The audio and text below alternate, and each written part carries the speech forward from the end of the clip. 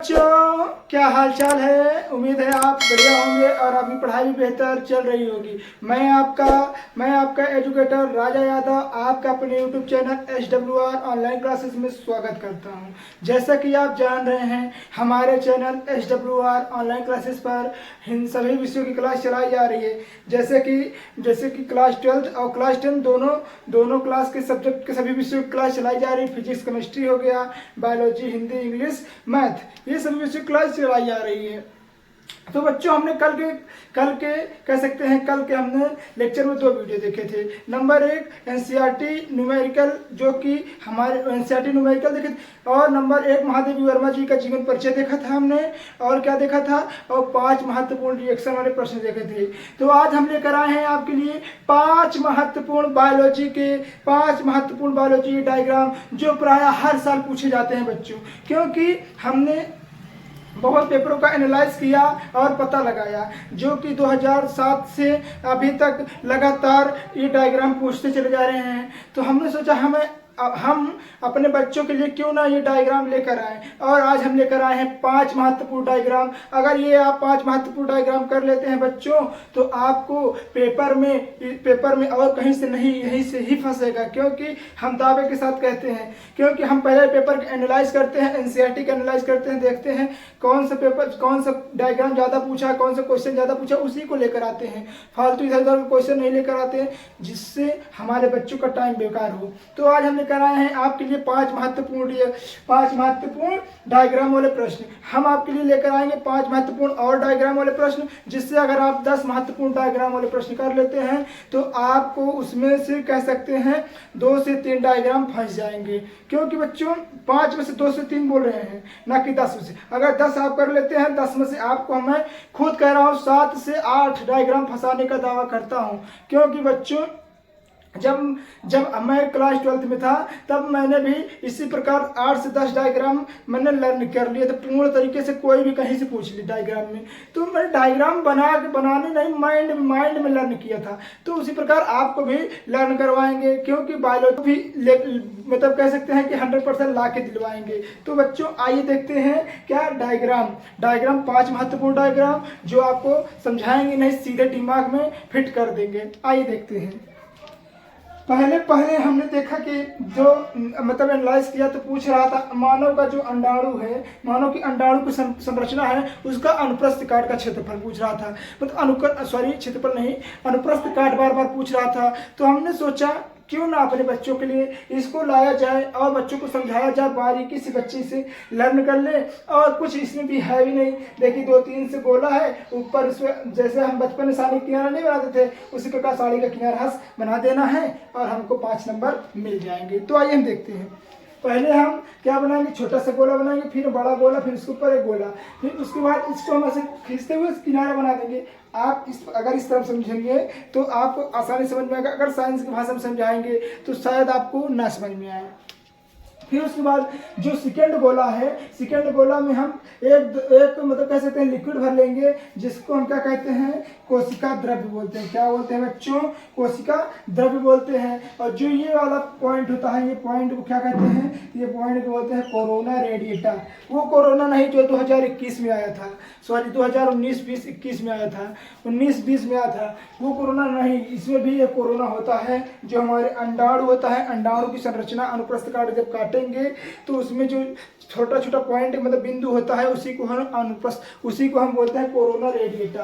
फिर second number में जो ये कोरोना रेडिएटा के बाद एक डायग्राम होता है, मतलब कह सकते हैं कि छोटा सा स्थान बचता है, इसमें भी कुछ लिक्विड भरे होते हैं, उस लिक्विड का भी नाम बताएंगे हम।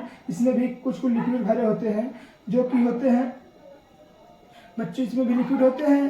तो हमने आपको देखा था, ये जो इस बीच स्थान, उस बीच स्थान को हम क्या कहते हैं, बीच स्थान को हम बोलते हैं पीतक कला।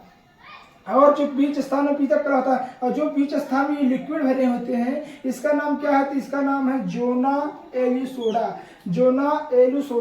और इसमें पॉइंट था, इसमें कोरोना रेडिएटा, और जो इसमें जो लिक्विड है, कह सकते हैं पीतक द्रव्य है उसका नाम है जोना एलु सोडा। फिर आप तीसरे तल में आ जाइए। जब तीसरे तल में आएंगे तो एक इसमें इस तल में एक और आपको क्या दिखाई देगा, लिक्विड दिखाई देगा। इस लिक्विड का नाम रहेगा कोशिका द्रव्य। कोशिका द्रव्य के कारण ही कोशिका उसमें जिंदा रह पाती है, कह सकते हैं जीवित रह पाती हैं।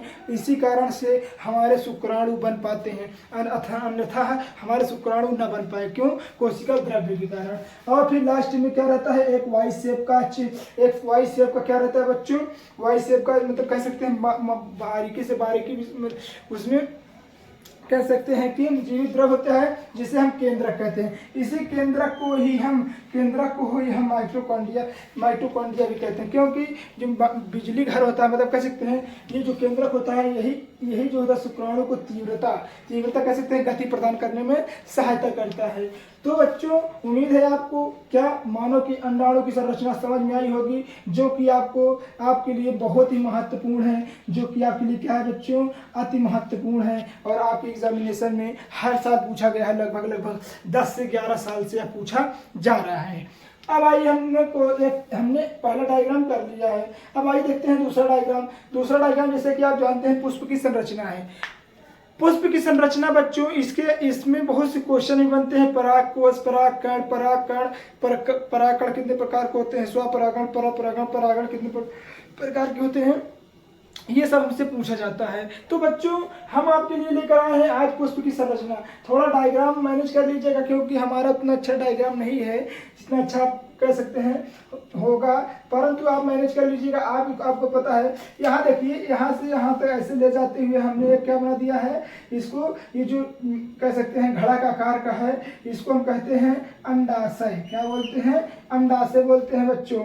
और इसमें जो अभी इसमें 3 लकीर निकल रही जिसको हम कहते हैं, जिसमें थोड़ी महीन जिनको हम कहते हैं नहीं है, महीन डंडी नुमा संरचना निकल रहती है।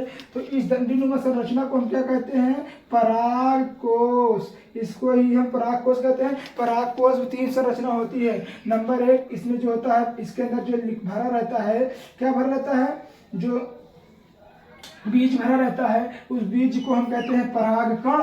और जिस क्षेत्र में भरा रहता है उस क्षेत्र को हम कहते हैं परागकोश। और जिस क्षेत्र से यह बन के गया हुआ होता है उसे हम बोलते हैं पूतंतु। उसे क्या बोलते हैं बच्चों? पूतंतु। अर्थात जिस डंडल से, डंडी जिसको कहते हैं, जिस डंडल से वह बन के ऊपर गया रहता है उस डंडल को हम पूतंतु कहते हैं। तथा जिस कोश में कह सकते हैं परागकण रहते हैं उसे हम कहते हैं परागकोश। और जो हम इसमें कुछ कण भरा रहता है उस कण को हम क्या कहते हैं? उस कण को हम परागकण कहते हैं। और जब सबसे ऊपरी जो भाग होता है इसे ही हम क्या कहते हैं? वर्तिकाग्र भाग कहते हैं बच्चों। क्या कहते हैं बच्चों? वर्तिकाग्र भाग होता है। और जो बीच वाला भाग होता है, यहाँ पर बीच वाला भाग जो होता है उसे हम वर्तिका कहते हैं। जो बीच वाला भाग होता है उसे हम वर्तिका कहते हैं। तथा सबसे निचला वाला भाग जो होता है उसे हम अंडाशय कहते हैं। आशय अर्थात किसी स्थान पर बैठे रहना ही क्या कहलाता है? आशय मतलब किसी स्थान पर बैठने रहना। तो यहाँ देखिए ये अंडाकार का है ना, तो अंडा बैठा हुआ है किस पे? इस पे बैठा है ना, पुष्पासन पे। तो इस पे क्या कह रहा है? अंडाशय। ये क्या अंडा का आकार का है। ठीक उसी प्रकार इसमें जो रहती है क्या कहते हैं, जो इसमें डंठलनुमा संरचना होती है उसे हम बीजांड कहते हैं। बीजांड की संरचना से ही नए पुष्प का उद्घाटन कह सकते हैं कि उद्भव होता है, जिससे नए पदार्थ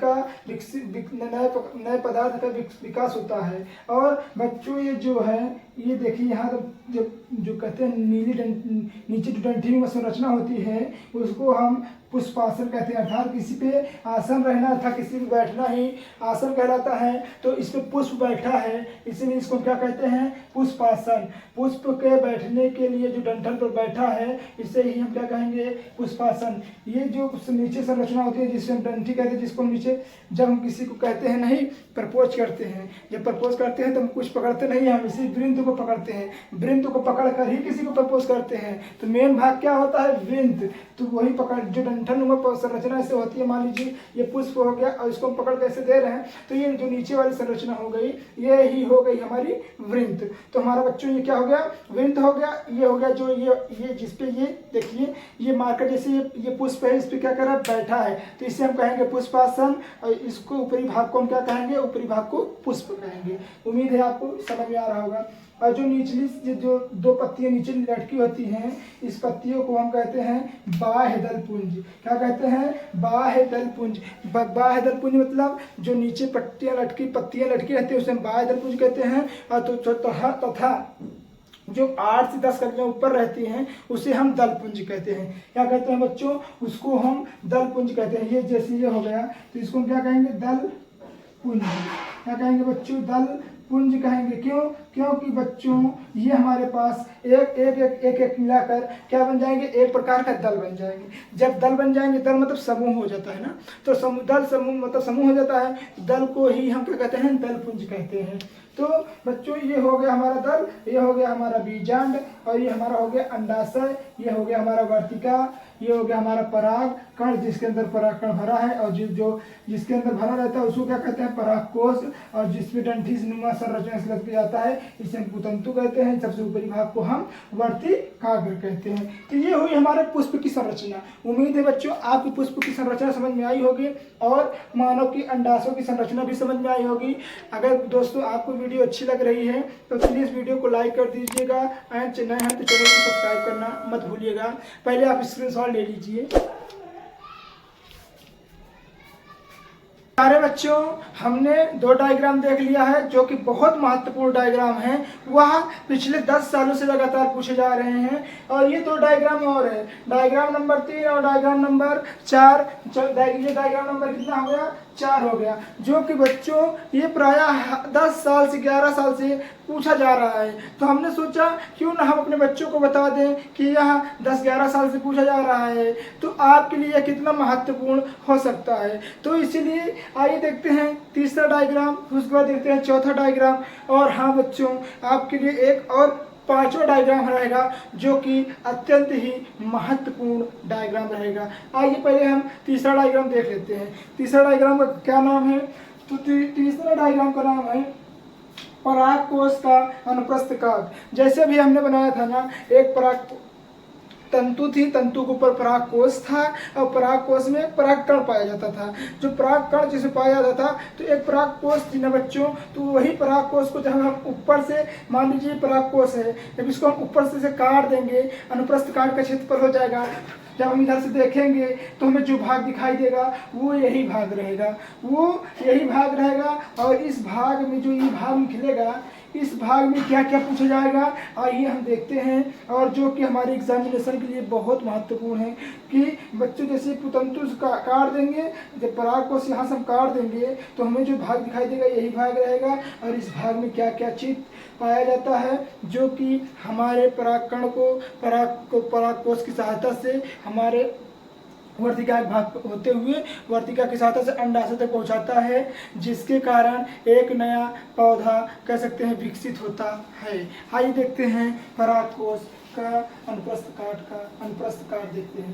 तो ये परागकोश, जब हम परागकोश को ऐसे काटेंगे तो हमारे पास जो ये क्षेत्र रहेगा कुछ इस प्रकार प्राप्त होगा, उसे ही हम परागकोश कहेंगे। और इसमें क्या क्या रहेगा, तो जब इसको हम बनाएंगे तो ये मान लीजिए इस प्रकार खांचा रहेगा, जिसको खांचा डायग्राम कह सकते हैं कि इस प्रकार का हम कह सकते हैं कि इस प्रकार का शेप रहेगा। ठीक है, इसमें जो ये कण है, ये देखिए चारों में ये गोले गोले कण हैं, यही कण क्या रहते हैं, इसी चारों खाने में ही हमारे पराग कण भरे रहते हैं। आप ये मत समझिएगा कि पराग कण कहीं उड़ के चले जाएंगे, इसी प्रकार वो कह सकते हैं कि डिब्बानुमा संरचना में बंधे रहते हैं, भरे रहते हैं, वो कहीं हट नहीं पाते हैं। या तो हवा आनी चाहिए या तो कोई ऐसा जीव जैसे तितली हो गया, मधुमक्खी हो गया, इस पे अगर बैठेगा तो ये चिपक लेगा। जब चिपक लेगा तो वो जाकर दूसरे पुष्प पे जब बैठेगा तो उसी वर्तिका भाग पर पहुंच जाएगा और अंडाशय तक धीरे धीरे पहुंच जाएगा।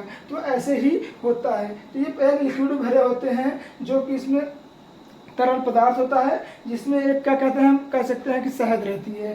ठीक है, जब इसमें बैठते हैं, कौन, मधुमक्खी बैठती है, तितली बैठती है, तो वो उनके पैरों में चिपक जाती है। जब पैरों पे चिपक जाती है तो ये दूसरे जब फूलों पर बैठती हैं तो वो मतलब जब फीमेल फूल में बैठती हैं तो वो जो परागकण होता है वो फीमेल के वर्तिका के भाग को पहुंच जाता है, जिसके कारण वर्तिका से होते हुए अंडाशय में चला जाता है। यही कारण है कि एक नए पौधे का, कह सकते हैं, एक नए पौधे का विकास होता है। तो ये जो ऊपर सबसे रहता है इसमें क्या रहता है, तो ये हो गया, ये जो बने हैं इसको कुछ और डायग्राम में समझ लीजिएगा। यही होते हैं बच्चों जो कि ये पुष्प के, इसमें जो ये पुष्प में एक परागकण होते हैं, ये इसी के माध्यम से ये एक रास्ते से दूसरे रास्ते में, मतलब कह सकते हैं कि वर्तिका भाग तक पहुंचते हैं। तो ये क्या हो गया, तो ये हो गया हमारा संवाहक पुल अर्थात आप कह सकते हैं पुल उसी को कहते हैं ना, जब मतलब किसी चीज़ को क्रॉसिंग करना हुआ या किसी चीज़ के अंदर से बहना हुआ उसे ही तो पुल कहते हैं। ठीक उसी प्रकार ये है, तो ये पुल का काम करता है, जिसके कारण ये परागकोश निकलकर, परागकोश से परागकण निकलकर सीधे मादा के वर्तिका के भाग तक पहुंच जाता है। और ये जो ऐसे फिर इसके बाद यहाँ पर जो ये देखिए परागकोश होता है, अभी हमने आपको बताया ना परागकण कहाँ रहते हैं, परागकोश में तो ही रहते हैं। तो ये जो ये पाइप नुमा संरचना है, इससे ही हम क्या कहते हैं बच्चों, ये पाइप नुमा संरचना है। पाइप नुमा जो संरचना है इसे ही हम क्या कहते हैं, परागकोश भित्ति अर्थात कह सकते हैं, जिसमें परागकण भरे रहते हैं। और ये जो कह सकते हैं जो जिसके अंदर मान लीजिए ऐसे डिब्बा नुमा बना रहता है, इसके अंदर जो भरा रहता है उसे ही परागकोश के अंदर तो ही भरा रहेगा ना। अभी हमने आपको फूल चित्र बताया था, तो उसके अंदर तो ही भरा रहेगा, तो इसे ही हम क्या कहते हैं बच्चों, परागकोश। और जो इसके अंदर जो भरा रहता है, जो भरा रहता है जो भरा रहता है दाने नुमा, उसे ही हम क्या कहते हैं, परागकण। तो ये और ये हो गया रंध्रक, रंध्रक हो गया। जो रंध्रक ये होता है जिसकी सहायता से ये परागकण जो होते हैं ये परागकोश में इंटर कर जाते हैं और परागकोश की सहायता से होते हुए यहाँ संवाहक पुल आते हैं। संवाहक पुल की सहायता से इसमें क्या रहता है, यहाँ पे एक डंडी लगी रहती है, वो मादा की वर्तिका भाग तक पहुँच जाते हैं। तो उम्मीद है बच्चों आपको यह परागकोश की अनुप्रस्थ काट का क्षेत्रफल, अनुप्रस्थ काट समझ में आया होगा। ये तीसरा डायग्राम था। आइए देखते हैं डायग्राम नंबर 4, जो कि प्रारूपिक बीजांड की संरचना है। क्या है बच्चों, प्रारूपिक बीजांड की संरचना है। पता है आपको ये कितना बार पूछा गया है, 2017 से लेकर अब तक यानी 2024 तक ये लगातार पूछा गया है। अब आप खुद ही एनालाइज कर सकते हैं, खुद ही आप अंदाजा लगा सकते हैं कितना साल पूछा गया है लगातार। बस कोरोना में 1 साल नहीं पूछा गया था, उसके बाद ये हर साल पूछा गया है, क्योंकि कोरोना में पेपर ही नहीं हुए थे। अब आइए देखते हैं प्रारूपिक बीजांड की संरचना। तो कुछ इस प्रकार हम बीजांड की संरचना बना लेंगे। जो हमारा सबसे मेन भाग यही होता है, जो ये अंडाशय होता है, यही मेन भाग होता है। इसमें 7 प्रकार के कोशिका होते हैं और 7 प्रकार के कह सकते हैं कि इसमें 7 प्रकार के क्या होते हैं, अंड कोशिका होती है और 7 प्रकार अंड कोशिका होती हैं और कितने इसमें 6 प्रकार के केंद्रक होते हैं। क्यों, देखिए यहाँ तो 3 2 5 5 2 7, मगर ये वाली संरचना है ये दोनों ना एक खाने में रहती हैं। तो इसको टोटल मतलब कह सकते हैं केंद्र मिलाकर 6 केंद्रक हुए। और किसने कोशिका केंद्र हुए, तो इसमें कह सकते हैं जो ये बना है सहायक कोशिका बना है, ये 7 होती है, मगर जो केंद्रक होता है वो 6 होता है। तो आइए देखते हैं इसको। जो सबसे ऊपरी नुमा भाग होता है इसे हम निभाग कहते हैं। जो सबसे ऊपरी वाला भाग होता है इसे निभाग कहते हैं। और जिसको हम डैश डैश डैश डैश करके मिलाए हैं इसे हम क्या कहते हैं, बीजांडकाय। बीजांडकाय क्या कहते हैं बच्चों, बीजांडकाय कहते हैं। और जो ये अंडाशय है, अंडाशय से जो कोशिका है और ये जो कह सकते हैं केंद्रक है, सबसे ऊपर वाला जो केंद्रक है इसको हम कहते हैं अध्यावरण। क्या कहते हैं बच्चों, अध्यावरण। बीच वालों क्या कहते हैं, तो बीच वाले को हम ध्रुवी केंद्रक कहते हैं, क्योंकि ध्रुवी केंद्रक ही सबसे महत्वपूर्ण केंद्रक होता है। यह कह सकते हैं कि बहुत महत्वपूर्ण केंद्रक होता है, जो कि हमारे कह सकते हैं कि जो मतलब कि किसी भी पौधों को विकसित करने में सहायता करता है। नंबर तीसरा ये देखिए, यहाँ पर एक दो प्रकार की संरचना है। एक उभरी हुई संरचना देखिए, तो दो उभरी हुई संरचना है और एक दबी हुई संरचना है। जो दो दबी हुई संरचना होती है, सबसे मेन संरचना यही होती है बच्चों। यहीं से, यहाँ देखिए, यहीं से खुलता है पुटक, और जब पुटक खुलता है तो ये अंड कोशिका तक पहुँच जाती है, अंड कोशिका तक पहुँच जाती है। और जो दो ऊपरी सिरा होता है, इस सिरे का नाम होता है सहायक कोशिका। क्या होता है बच्चों? सहायक कोशिका होता है, क्योंकि ये जो अंड कोशिका होती है उनको हेल्प करता है प्रजनन करने में, खिसकने में, जिससे वह प्रजनन कर सके। और जो यहाँ पर देखिए, यहाँ पर जो ये डंठल आ रहा है, ये डंठल, ये दोनों को जो मिलाने वाला, मतलब कह सकते हैं इधर से ही क्या होता है, इधर से ही बीजांड निकल कर सीधे कहाँ पहुँचता है? वर्तिकाग्र भाग तक पहुँचता है। तो इसे हम क्या कहते हैं? बीजांड द्वार। मतलब आप खुद ही समझ लीजिए, घर का द्वार तो द्वार हो गया, तो उसी प्रकार बीज निकल रहा है यहाँ से। जब यहाँ से बीज निकलेगा तो बीज निकलने के द्वार क्या कहेंगे? बीजांड द्वार तो ही कहेंगे ना। ठीक है, ठीक है, फिर उसके बाद ये जो बीजांड द्वार है, इसमें घिसक कर कहाँ आता है? संवाहक पुल की सहायता से ही यह कहाँ पर जाता है? मादा के वर्तिकाग्र भाग तक जाता है। तो ये जो पुल बना हुआ है, इसे ही हम कहते हैं संवाहक पुल। और इसमें भी देखिए, यहाँ पर देखिए, उसमें क्या बना था? संवाहक पुल बना था ना बच्चों। तो ठीक इसी प्रकार यही वाला पुल है बच्चों, यही वाला हमने आपको बताया ना, यहाँ पर एक निकल के डंडी आती है, तो यही डंडी निकल कर आती है जो संवाहक पुल कहलाती है। उम्मीद है बच्चों आपको चौथा डायग्राम समझ में आया होगा। अब एक डायग्राम और बचा है, जो कि लास्ट डायग्राम है और बहुत महत्वपूर्ण डायग्राम है, जो कि बहुत महत्वपूर्ण डायग्राम है हमारे एग्जामिनेशन दृष्टिकोण से। तो आइए हम उसको भी देख लेते हैं। तब तक पहले आप स्क्रीनशॉट ले लीजिए। डायग्राम देख लिया है, अब आइए सबसे लास्ट और सबसे महत्वपूर्ण डायग्राम। आप कह रहे होंगे सर ये कैसे महत्वपूर्ण डायग्राम है? तो बच्चों ये सबसे महत्वपूर्ण डायग्राम है। आप कह रहे होंगे हाँ, इसको हल्के में ले रहे हैं आप ना, ये अब की बार एग्जामिनेशन 2024 में पूछा गया था। इसका नाम क्या है? तो इसका नाम है परागकण की सूक्ष्मदर्शी संरचना। इसका नाम है परागकण की सूक्ष्मदर्शी संरचना। सब बच्चे हकबका गए थे क्या बनाए। इसके पहले अभी हम आपको बताया नहीं है, संवाहक पुल वाला, उसको बना के चले आए थे और सबका गलत हुआ था। तो आपको ना गलत हो, इसीलिए आप इसको हल्के मत लीजिए कि ये क्या है? परागकण की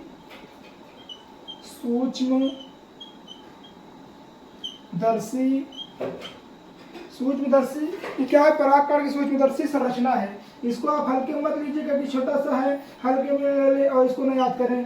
कहते नहीं है कभी कभी कि छोटा छोटा चीज ही आदमी एग्जाम में भूल जाता है, तो ठीक उसी प्रकार सबके साथ हुआ था। इसको पूछ लिया था अब की बार एग्जामिनेशन 2024 में, और सभी बच्चे हकबका गए थे कौन सा प्रश्न पूछ लिया है, जो कि बहुत मिनिमम बच्चे, कैसे मैक्सिमम बच्चे इसको गलत करके चले आए थे।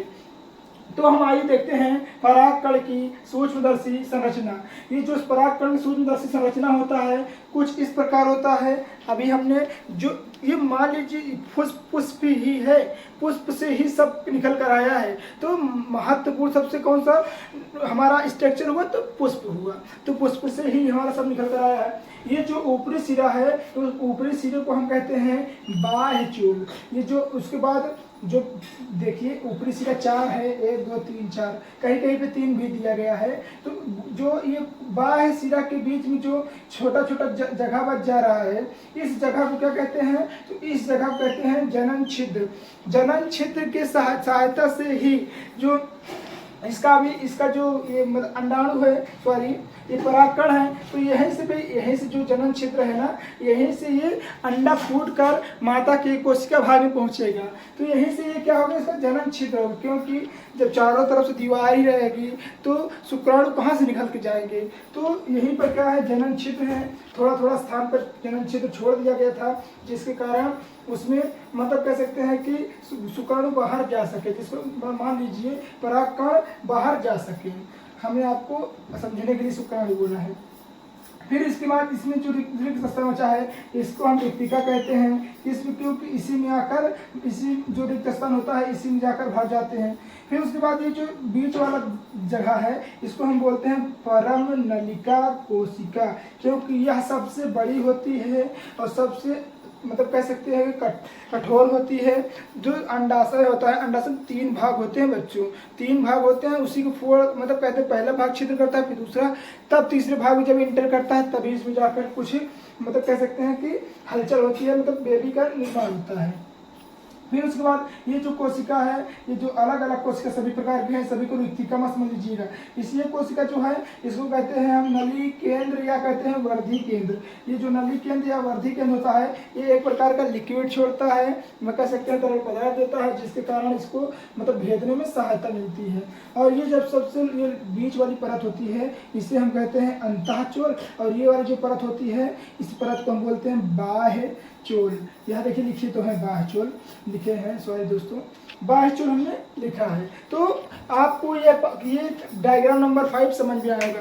आज की वीडियो में बस इतना ही, मिलते हैं किसी नेक्स्ट वीडियो में। अगर आपको डायग्राम समझ में आया हो तो प्लीज़ डायग्राम अगर समझ में आया तो प्लीज़ वीडियो को लाइक कर दीजिएगा एंड चैनल को सब्सक्राइब करना मत ही भूलिएगा। मिलते हैं किसी नेक्स्ट वीडियो में, तब तक के लिए धन्यवाद।